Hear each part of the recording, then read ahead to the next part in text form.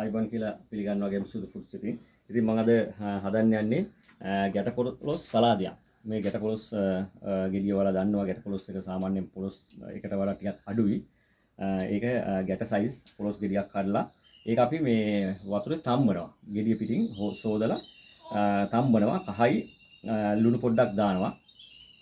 කහයි ලුණුයි දාලා ගෙඩිය හුත්තට තම්බලා ගන්නවා. තම්බලා අරගෙන ඊට පස්සේ අපි ඒක ලෙල සුද්ධ කරනවා. සුද්ධ කරලා ගෙඩිය ඊට පස්සේ ලෙල අයින් කරන් පස්සේ එන ගෙඩිය අපි මෙහෙම නාර්ඩිය පොඩ්ඩක් අයින් කරලා මේ විදිහට කපා ගන්නවා. ඉතින් ගැටපොළොස් සලාදයක් හදන්න යන්නේ මේ විදිහට කපා ගන්නවා.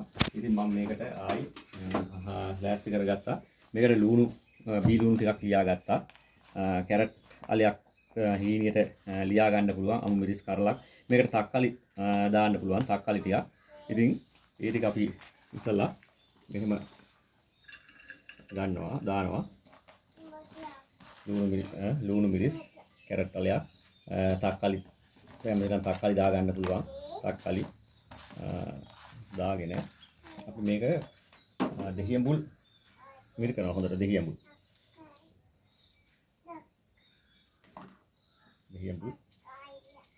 මිරි කරනවා.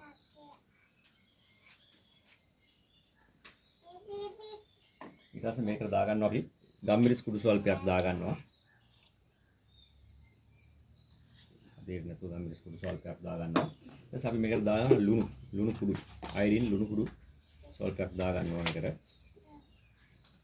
ඊට පස්සේ අපි මේක හොඳට අතින් පොඩි කරගන්න හොඳට.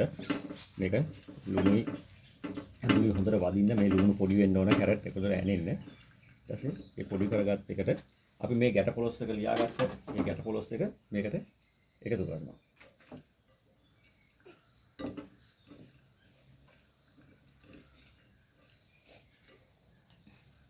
ගැටපොළොස් එක එකතු කරනවා මේකට.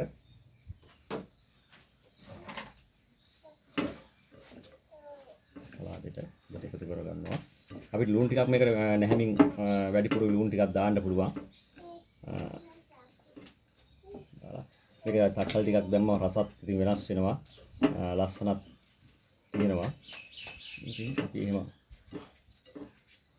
හදාගෙන ගත්ත මේ විදිහට අපි බලමු අපි හදාගත්ත ගැටපොළොස් මේ විදිහට අපි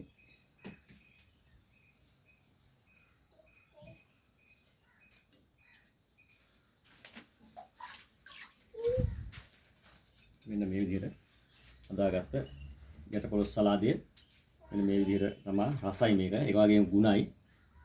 ඔය පොඩි ළමයි කන්න කැමති නැත්නම් පොළොස් කවන්න නියම ක්‍රමය තමයි මේක. සලාද කන ළමයිට සලාදයක් ඉතින් හදාගන්න. ඉතින් මේ විදිහට ඔයාලා ගෙදර හදාගන්න ගැටපොළොස් සලාදයක් හදාගෙන අපේ ගේම් සුදු ෆුඩ්ස් වලට subscribe කරන්න, comment කරලා, like කරලා, share කරලා කරන්න. ගොඩක් ස්තුතියි.